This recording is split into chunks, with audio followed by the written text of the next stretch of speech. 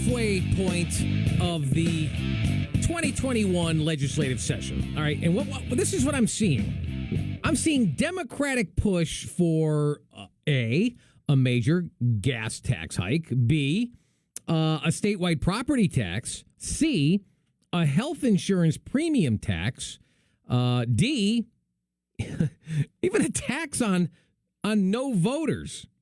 Oh, my goodness. Our first guest into the Daily Connerton Memorial Company interview chair is our Senate Republican leader here at 11 minutes after 7 o'clock. Let's bring him on. He joins us every other Thursday. It's State Senator Kevin Kelly. Kevin, good morning. Good morning, Gary. You forgot the mileage tax and the $4 billion progressive left. Oh, tax. That's right. Yeah, exactly. The tax on mansions, too, right? The mansions that really aren't mansions. The house is assessed, commercial and residential property assessed at $300,000. All right, so let's talk transparency. Transparency is so essential in government everywhere. You're with your family, with your friend. It's in business, certainly from our elected officials. We have seen majority Democrats silence the voices of people during this legislative process. And we saw it during the public health hearing on the religious exemptions for vaccinations a couple of weeks ago. And then we just saw it this week during the marathon hearing on state government controlled zoning, which has come up since you and I last chatted. So let's talk about that first.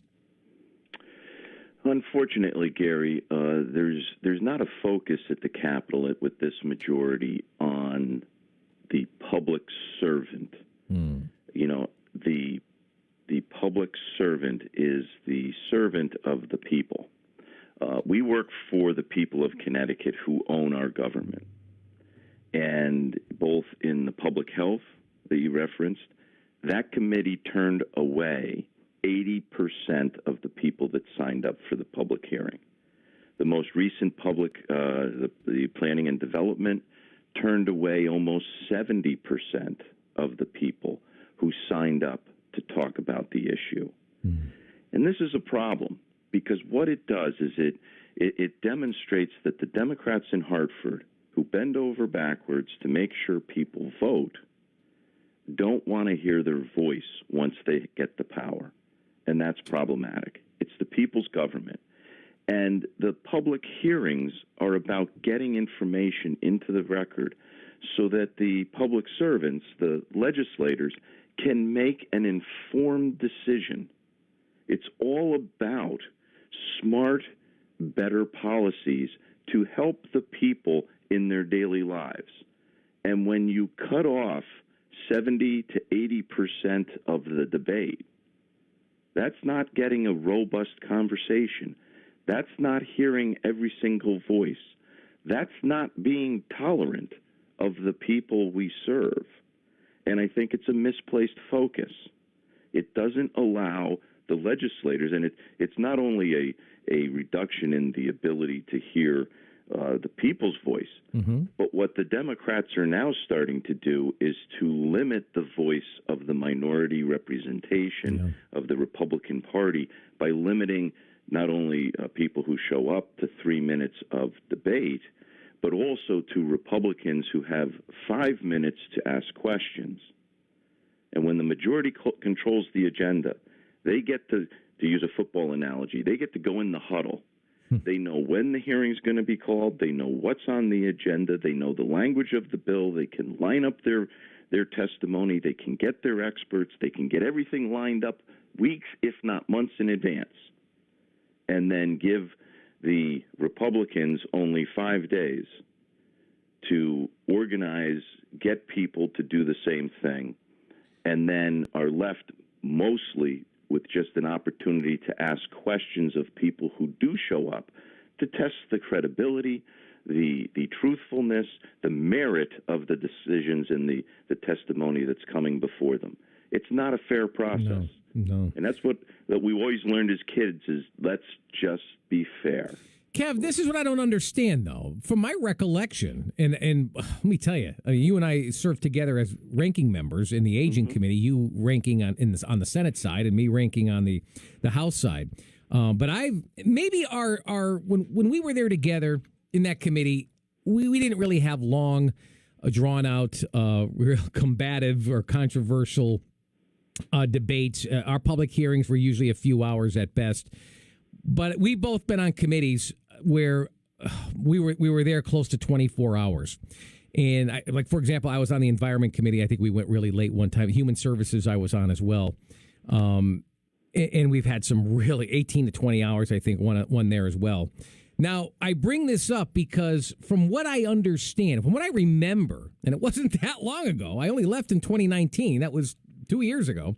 From what I remember, it's open-ended. In other words, the public hearing is over whenever it's over, whenever the last person who has signed up to testify is done, whether that's in 1 hour or that's in 31 hours. There was no cutoff at the 24-hour mark. Now, I know that's where they went. They went to 24 hours, and they only got through 1/3 of the people who were signed up to testify.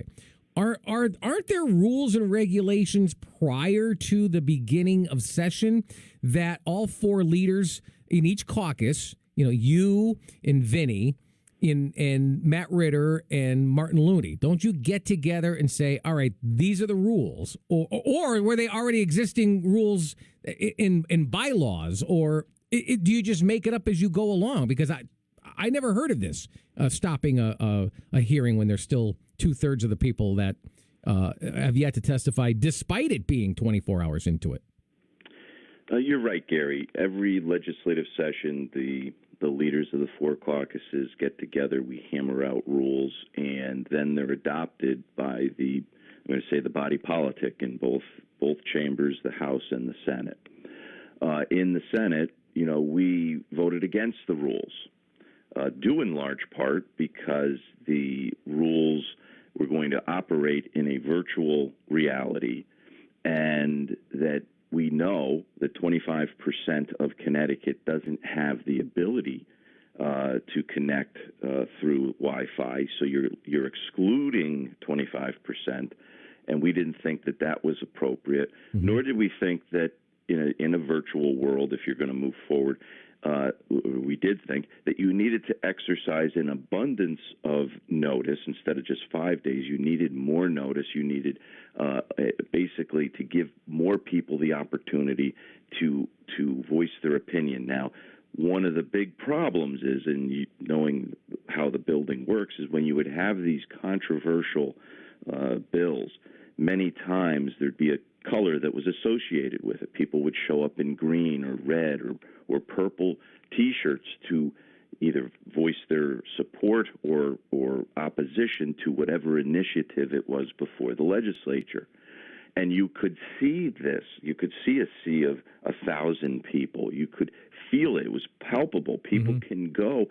And it's a way that people could register their First Amendment right without actually having to, I'm going to say, sign up and be recognized. Some people don't want to be recognized by government. We need to allow every voice the opportunity to be demonstrated. And where does that group congregate in a virtual world? Right, you can't. They don't. No. It just seems, Kev, that Republicans being in the minority, it just seems like we're being disrespected. I don't know if you agree or not. You sound like you do agree.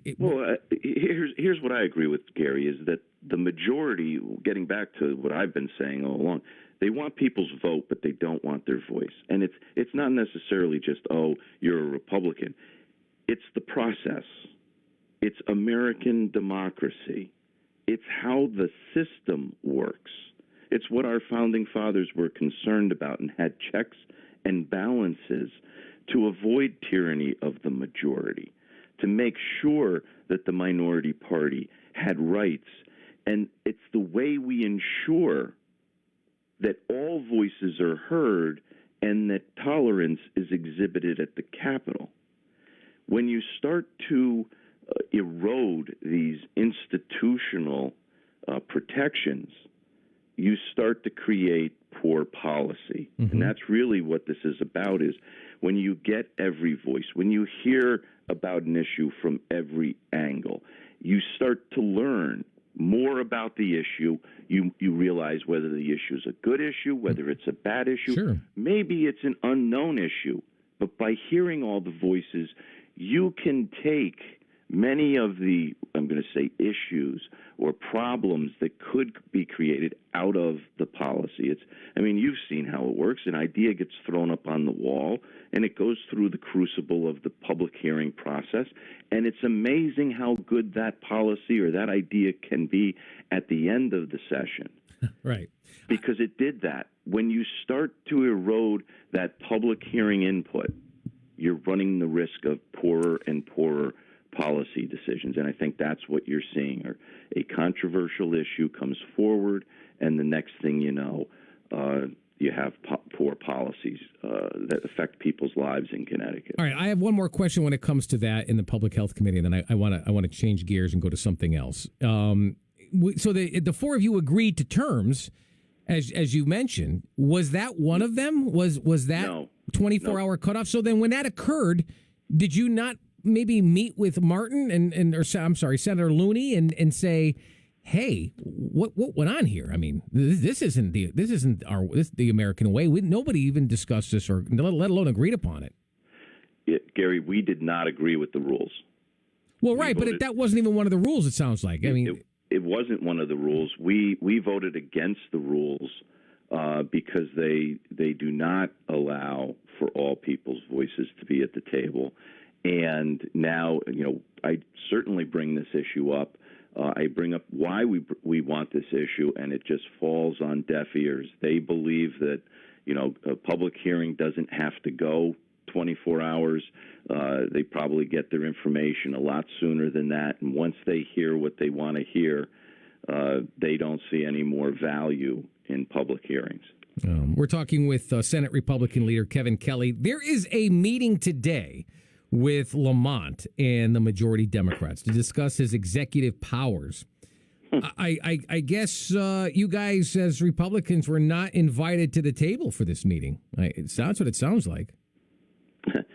Yeah, Gary, again, didn't make the cut. These are the new Democrats. The new Democrats, once again, they want our vote. They don't want people's voices. We're representatives elected by the people, and I think at election time, we're Republicans and Democrats. Once elected, I'm the senator for the 21st district. I represent Republicans, Democrats, unaffiliates, unregistered individuals, and those individuals have a voice.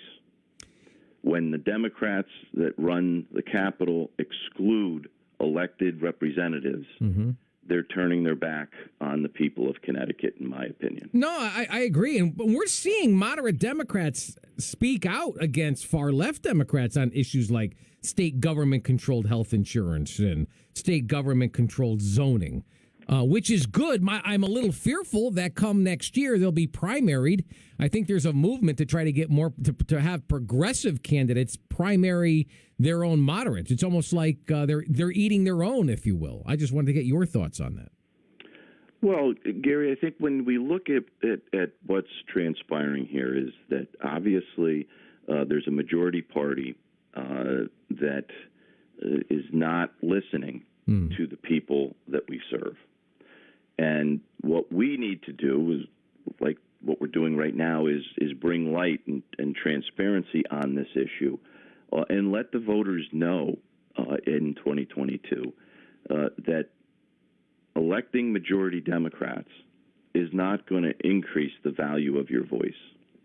It's going to decrease the value of your voice. That's what it sounds like. And if you want a different and a better way, the Republicans are here to do that. We want to listen to the people of Connecticut. We want to hear their voice. We will continue to be their voice at the Capitol, and we will fight for that voice and for the middle class, because that is worth fighting for. We don't want to exclude voices. We want to hear them, because that's how we're going to get to a better Connecticut. Yeah, you're right. Sounds and like I think when the focus is on that in the fall of 2022, it will resonate. I just think the Dems are kind of shooting themselves in the foot. You talk about how Republicans have a better way. Can you describe that better way and how it differentiates from the Democrat way?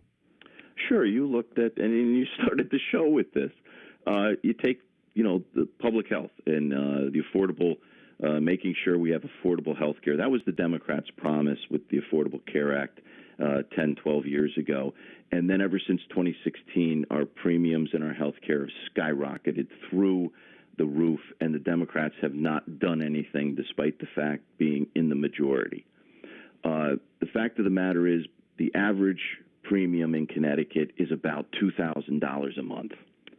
Now, the Democrat plan does everything from a tax of $75 million on a reinsurance program that they're offering, or the public option, which is another $75 million tax, plus a potential $100 million shortfall in the current year, and a government takeover of the health care with a program that's going to put private jobs in the insurance industry out of business.